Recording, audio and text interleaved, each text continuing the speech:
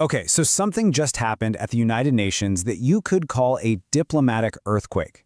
France, yes, France, just formally recognized the state of Palestine. Now, this isn't just some symbolic vote. It's a move that's sending shockwaves everywhere. It's a fundamental shift in how the world is looking at the Israeli-Palestinian conflict. So you've got to ask, why did France do this now? And what does it actually change on the ground? And right at the very heart of this decision is this incredibly powerful statement from French President Emmanuel Macron. He didn't frame this as some simple political chess move. Nope, he called it a moral imperative. Think about that. He's saying this was something they had to do. It was a really deliberate act, one designed to shatter a deadly stalemate and force everyone back to the table to talk about mutual recognition and, basic human dignity.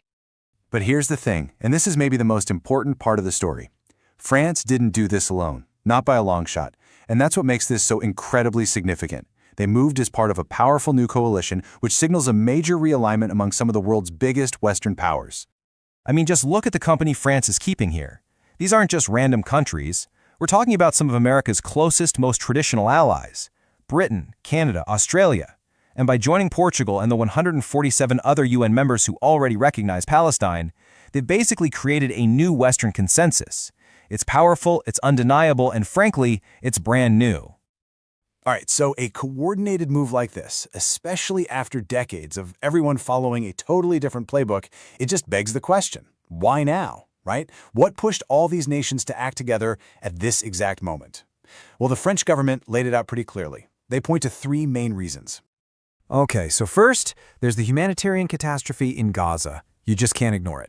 That crisis created this real sense of urgency, a feeling that they had to do something. But it's also a strategic play to save the two-state solution itself, which, let's be honest, a lot of people think is on life support because of expanding Israeli settlements. And third, this is all about leadership. It's France and Europe basically saying, you know what? We're going to step up and forge our own path here, separate from what Washington wants to do. So as you can probably guess, a move this big, this bold, it wasn't exactly met with quiet applause from everyone. The reaction was immediate, and the world just split right down the middle, forming two opposing camps with completely different takes on what this all means. And this really shows you the split perfectly. On one side, you've got France and its allies. They're saying, look, this is a moral act. We're defending international law. But on the other side, you have Israel and the US saying this is just empty political theater. They see it as a gesture that rewards Hamas and does absolutely nothing to fix the real problems on the ground. And Israel's opposition? Well, it could not be any clearer. Prime Minister Benjamin Netanyahu's statement is blunt. It's unambiguous. There's zero room for interpretation there.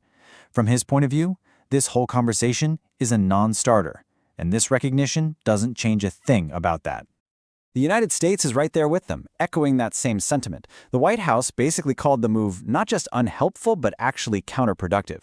Their argument is that this big symbolic gesture is completely disconnected from the urgent stuff happening on the ground, like getting hostages released and actually ending the war. And, it's really important to get grounded in the practical reality here. Because despite this really powerful symbolic act, the day-to-day situation on the ground, it hasn't changed. Israeli control is still the reality. And at the UN, Palestine is still an observer state, because any attempt at full membership would be blocked by a US veto in the Security Council. That's just how it is. But, and this is where it gets really interesting, to fully get what's happening, you have to look past the headlines. This recognition isn't just a one-off gesture. It's actually the cornerstone of a much bigger strategy. A strategy designed to completely flip the script on decades of peace negotiations. So what's the plan? Well, the vehicle for this whole new strategy is something called the New York Declaration. It's a UN resolution drafted by France and Saudi Arabia, and it basically lays out a whole new blueprint for peace. And guess what's at the very center of it? Statehood recognition. And get this, the support for this new plan is, well, it's overwhelming. We're talking 142 nations backing it. That number alone sends a massive message of global alignment and puts a ton of diplomatic weight behind this new way of thinking. So this is the fundamental shift. For decades, the old way of doing things was you negotiate first, and then maybe, if everything goes well, statehood is the reward at the very end. The new model, it flips that completely on its head. It says statehood is the non-negotiable starting point. The whole idea is to create pressure to get to the negotiating table by making the end goal clear from day one. And look, when you roll out a strategy this ambitious, it doesn't just change things at the negotiating table. It redraws the entire geopolitical map. This move has immediate consequences, shifting power dynamics that have been locked in place for years. Just think about the ripple effects here. Suddenly, the U.S. is kind of on an island, isolated from its closest Western allies. Europe feels empowered to act more independently on foreign policy. Saudi Arabia's role as a key diplomatic bridge gets a huge boost. And what does all of that add up to?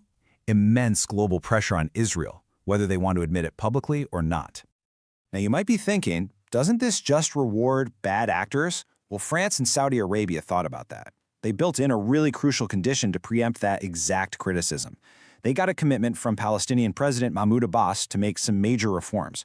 We're talking about the first elections in 20 years, and, this is critical, a pledge to keep Hamas out of any post-war government. This wasn't some last-minute addition, it was a core requirement for the whole thing to go forward.